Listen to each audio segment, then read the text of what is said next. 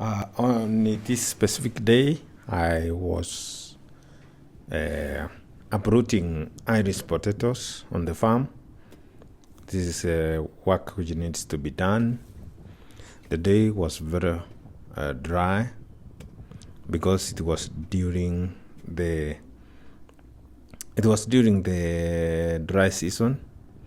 The drought had extended from January, or the dry season had extended from January to February and now March. You know, when you are working on a dry ground, which is very hard, sometimes you have to make some stops and have a breath. But mostly I was digging for iris potatoes, which were not there in plenty, and they were small sizes. But now I have discovered a way of growing iris potatoes where you prepare a raised bed with enough soil, and then you plant your iris potatoes. So I continued digging, just checking on areas where there is iris potatoes. I was not just digging randomly. Areas where the plants are visible, that's where I was targeting. Then I could get some iris potatoes here and there. I could throw them into one side to make sure they are easy to correct afterwards. You can see me doing that on a regular basis. They were very tiny, but we thank God. The little that we get, that is enough. It is better than buying. Buying is very expensive. So I continued for nearly 8 minutes, tilling the land, uprooting the iris potatoes, because that is what I was looking for. The process went on and on. I could make some rest stops, just stopping to have a rest or to catch my breath for a couple of minutes. That is very normal in a farm setting. Then I could continue. My target was to have some food crops, to have some food which I could take to the family. So the work just continued unabated. So the target was to complete the harvesting of iris potatoes. So I had to make sure that every dry branch of iris potatoes is uprooted properly, and the iris potatoes themselves are put together at one place so that I could continue.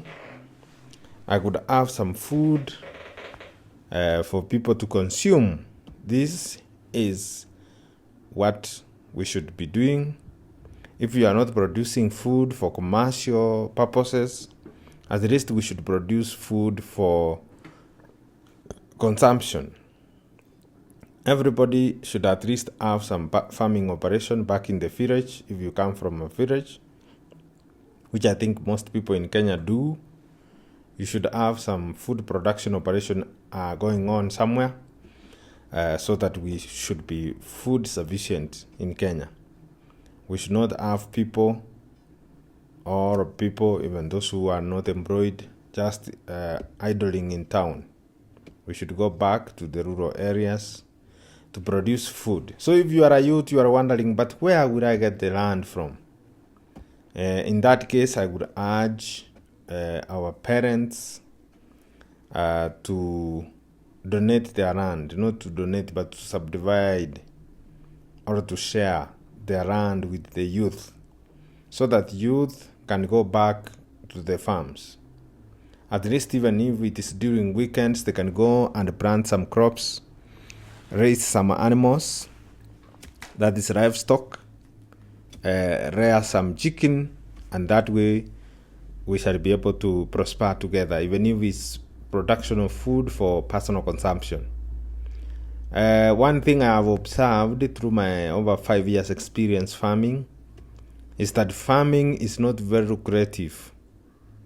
It is not very lucrative. When you produce a lot of food, you find that the price at the marketplace is not very good.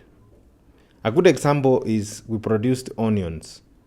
I had like an acre of onions, and when the onions were mature, ready for the market, I was told that a kilo of onions was trading at 10 shillings per kilo. That is a big loss, considering that I had spent a lot of my time, a lot of my resources in planting the onions, in weeding those onions, and that time could not be compensated properly from farming.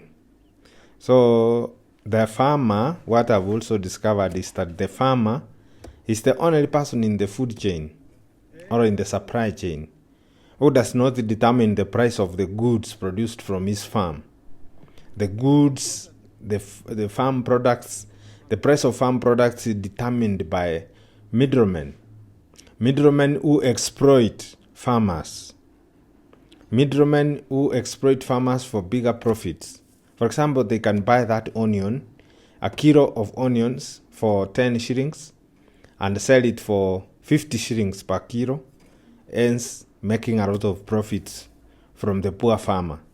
So the farmer, if this continues unabated, the farmer will always be poor, the farmer will always be malnourished, the farmer will always be disillusioned because he does not see a way of making more income from his farm activities.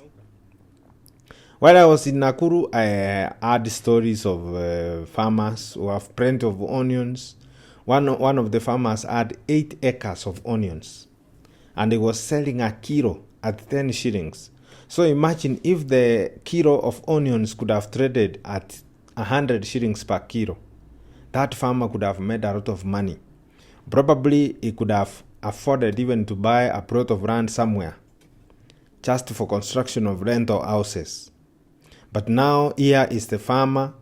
Probably he had borrowed money from somewhere else to use it in farming. Not the only one. Maybe there are more farmers who are still suffering from the low prices. Thank you.